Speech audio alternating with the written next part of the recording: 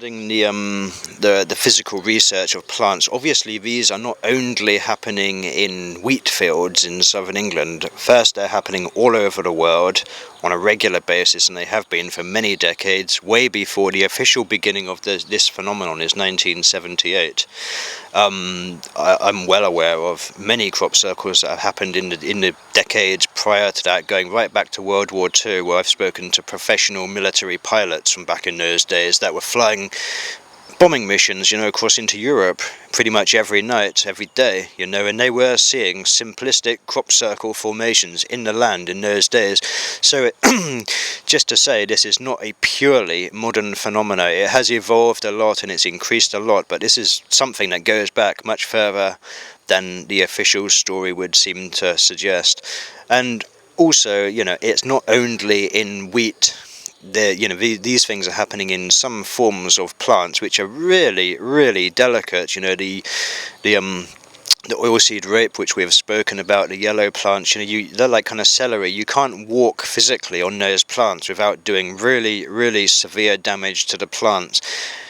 So obviously, from an investigation point of view, it's pretty easy to understand if a crop circle in that type of crop has been mechanically produced or not, because when they're not, the plants are not damaged. So, and I've tried it myself. Every kind of effect that I've seen in a crop circle that I could not really explain, I would take out a piece of wood and I would try and create that effect on the ground, see what kind of damage I would do, because I know that me walking on a piece of wood on plants is going to be the same as pretty much anyone else walking on plants with a piece of wood. So when I break the plants and I leave a horrible kind of mess, I know that somebody else would basically create a similar effect.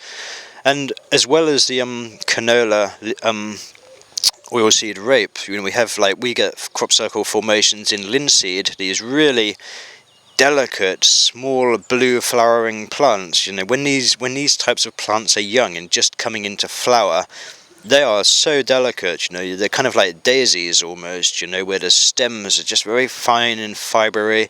The flowers are like kind of a crepe paper, tissue paper. Really, really delicate. The idea of putting physical implements and devices over these kinds of flowers, and I've seen formations that have been made by people, and these they destroy the plants. They destroy, crush, rip the flowers to bits. I've seen very simple, subtle formations in linseed that I would be prepared to stake my life on. This could not be physically produced, because there is absolutely no damage here, and you cannot walk in those types of plants without leaving damage. It's impossible. I'd challenge anybody with a big handful of money, come into a field of these types of plants at this stage of growth and create any formation, just one single circle, without damaging the plants. It cannot be done. It's as simple as that.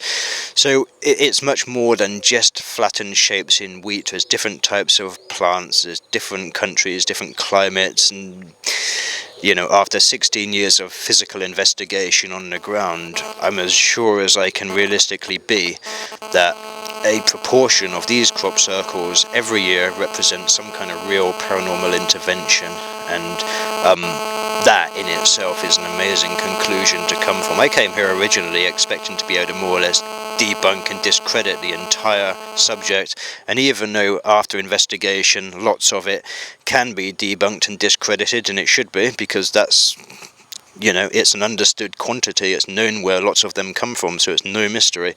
But the other stuff is fully ripe for research, and that really should start now.